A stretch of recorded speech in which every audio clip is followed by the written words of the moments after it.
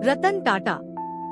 भारत में जब भी किसी ऐसे व्यक्ति का नाम लिया जाता है जिसने व्यवसाय को सिर्फ मुनाफे के लिए नहीं बल्कि समाज के कल्याण के लिए भी अपनाया, तो उसमें सबसे ऊपर नाम आता है रतन टाटा का। वह केवल एक उद्योगपति नहीं है, बल्कि एक दृष्टा, मानवता के पुजारी और भारत के गौरव है। उनका जीवन संघर्ष, सादगी, सेवा और सफलता की मिसाल है। प्रारंभिक जीवन।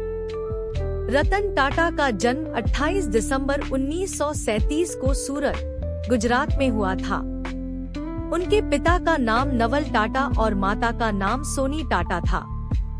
रतन टाटा जब मात्र 10 वर्ष के थे, तब उनके माता पिता का तलाक हो गया। इसके बाद उन्हें और उनके छोटे भाई जिमी टाटा को उनकी दादी लेडी नवाजबाई टाटा ने पाला पोसा। उनकी शुरुआती शिक्षा मुंबई के कैंपियन स्कूल और शिमला के बिशप कॉटन स्कूल में हुई। बाद में उन्होंने कॉर्नेल यूनिवर्सिटी, अमेरिका से आर्किटेक्चर और स्ट्रक्चरल इंजीनियरिंग में स्नातक की डिग्री प्राप्त की। करियर की शुरुआत। रतन टाटा ने 1962 में टाटा समूह के साथ अपने करियर की शुरुआत की। उन्होंने सबसे पहले टाटा स्टील के शॉप फ्लोर पर काम किया, जहां उन्होंने ब्लास्ट फर्नेस और शवेलिंग चुना पत्थर जैसे कामों में अनुभव लिया। वह यह मानते थे कि एक सच्चे नेता को नीचे से ऊपर तक की समझ होनी चाहिए। उन्होंने किसी तरह की विशेष सुविधा नहीं मांगी।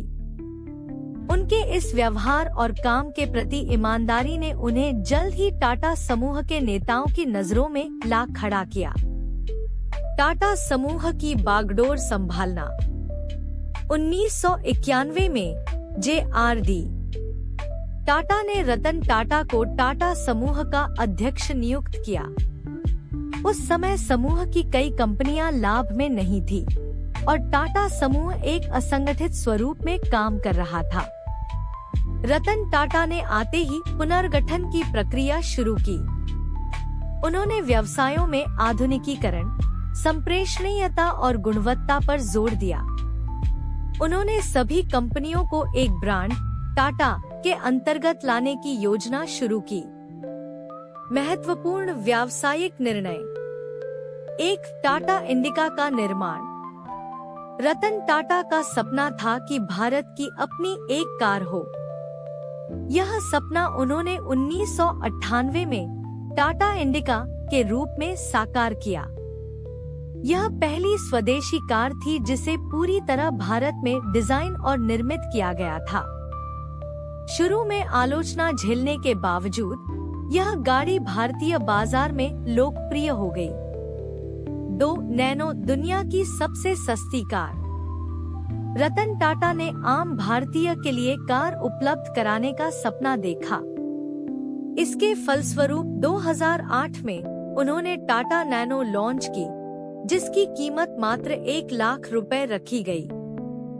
हालांकि नैनो को व्यावसायिक रूप से वह सफलता नहीं मिली जिसकी अपेक्षा थी, लेकिन यह एक क्रांतिकारी कदम था। 3 कोरस और जगुआर लैंड रोवर का अधिग्रहण। 2007 में टाटा स्टील ने ब्रिटेन की कोरस कंपनी का अधिग्रहण किया और यह भारत का अब तक का सबसे बड़ा विदेशी अधिग्रहण बन गया।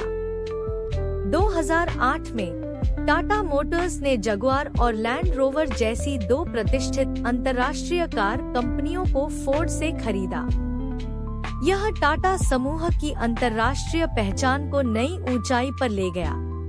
व्यवसाय में मूल्य आधारित नेतृत्व।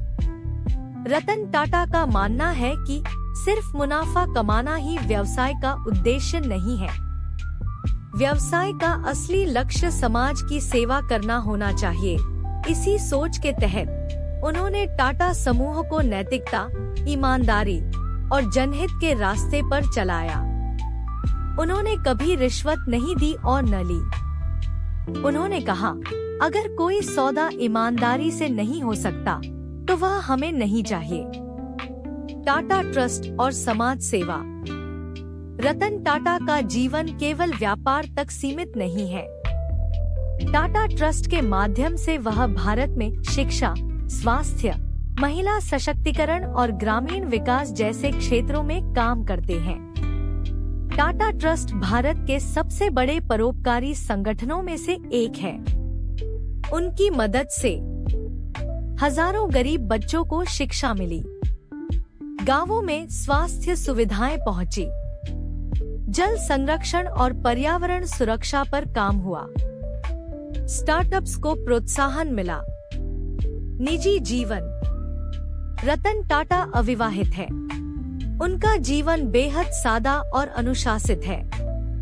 उन्हें कुत्तों से बहुत प्रेम है और मुंबई स्थित उनके कार्यालय में कई कुत्ते रहते हैं जिनका पूरा ख्याल रखा जाता है। रतन टाटा को संगीत सुनना, फोटोग्राफी करना और उड़ान भरना पसंद है। वह एक प्रशिक्षित पायलट भी हैं और उन्होंने अमेरिकी वायु सेना के विमान F-16 को भी उड़ाया है। सम्मान और पुरस्कार। रतन टाटा को देश विदेश में कई पुरस्कारों और सम्मानों से नवाजा गया है। Padma Bhushan 2000, Padma Vibhushan 2008, honorary knight commander of the British Empire 2009, भारतीय उद्योग जगत का hero, CNN/IBN Indian of the year, Forbes द्वारा दुनिया के सबसे प्रभावशाली लोगों की सूची में स्थान। प्रेरणादायक कथन। रतन टाटा के कुछ प्रेरक विचार। मैं सही फैसले नहीं लेता, मैं फैसले लेकर उन्हें सही साबित करता हूँ। Says the ultimate sophistication. Ups and downs in life are very important to keep us going.